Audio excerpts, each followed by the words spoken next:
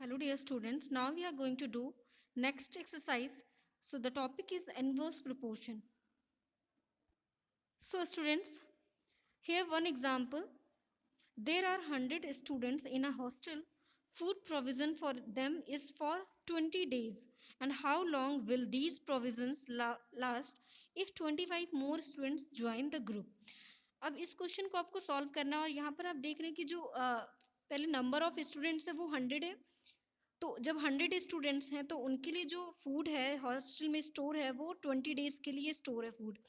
और अगर उसमें 25 स्टूडेंट्स और भी ज़्यादा हो जाते हैं तब उनके लिए कितने दिन वही फूड से मतलब फूड हमारा जो है अमाउंट है वो फूड का उतना ही है। पहले वो 100 स्टूडेंट्स के लिए 20 डेज चल रहा था, अब जब अगर 25 स्टूडेंट्स और बढ़ गए यानी कि अब 125 हो गए तो वही सेम फूड अब कितने दिन तक बच्चों के लिए वहाँ पर चलेगा।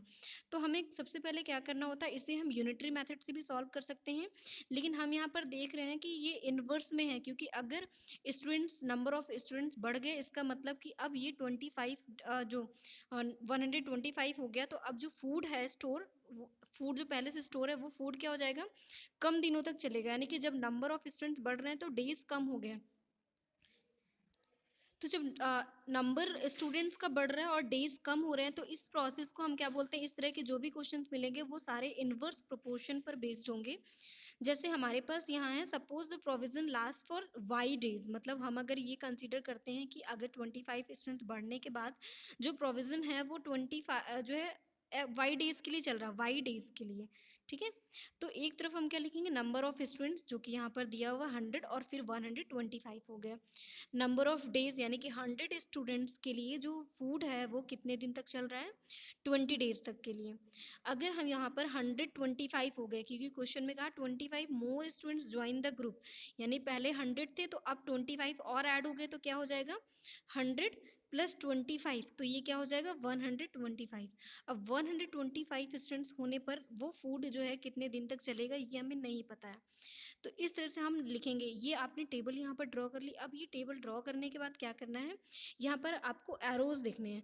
तो जब इनवर्स प्रोपोर्शन होता है यानी कि आप एक नंबर इंक्रीज करने पर स्टूडेंट्स बढ़ रहे हैं तो फूड कम हो रहा है, नंबर ऑफ डेज कम हो रहा है, तो ये इनवर्स प्रोपोर्शन में होगा। और इनवर्स का मतलब होता है ऑपोजिट, तो हमें ये एरो ऑपोजिट डायरेक्शन में करने हैं, यहाँ से करना है इस डायरेक्शन में और फिर ये एरो इस डायरेक्शन में करना है।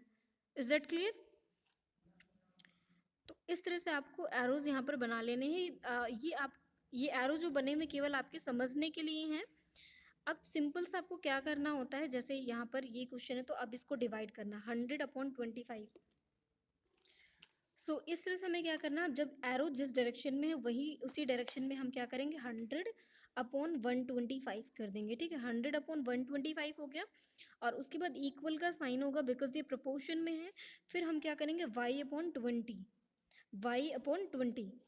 तो इनवर्स के जितने भी क्वेश्चन होंगे आपको सब में ऐसे ही करना है, एरो आपको बनाना है और एरो की डायरेक्शन में मतलब 100 से स्टार्ट हुआ 125 तो 100/125 हो गया और इधर y से स्टार्ट हुआ 20 तक तो एरो आपका इस डायरेक्शन में है तो पहले आप y लिखेंगे फिर 20 लिखेंगे डिनोमिनेटर में।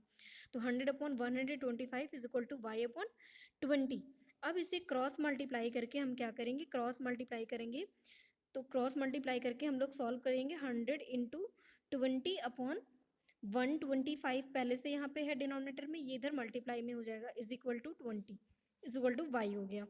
अब ये आपके पास यहाँ पर है, अब इसे हम क्या करेंगे y की वैल्यू यहाँ पे फाइंड करेंगे। So it will be 16। That means कि जब पहले 100 स्टूडेंट्स थे तो फूड जो है 20 डेज के लिए था और जब 125 स्टूडेंट्स हो गए तो फूड और कम दिनों के लिए हो गया, यानी कि अब फूड जो है वो केवल 16 डेज ही चलेगा। तो इस तरह से हमें यहाँ पर पता चल गया कि ये इनवर्स प्रोपोर्शन में था। ओके, तो ये एग्जांपल था, ये एग्जांपल आपको फिर से सॉल्व करना है कॉपी में। सिंपल से आपको एरोज को माइंड में रखना है कि एरो किस डायरेक्शन में है, इनवर्स प्रोपोर्शन के लिए आपको एरो इस डायरेक्शन में करने हैं।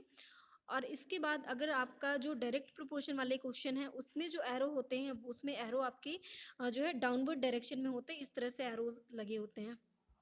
ठीक है, तो दोनों के एरो डिफरेंट है, ये आपका डायरेक्ट प्रोपोर्शन का है और ये आपका इनडायरेक्ट या हम कह सकते हैं इनवर्स प्रोपोर्शन का है।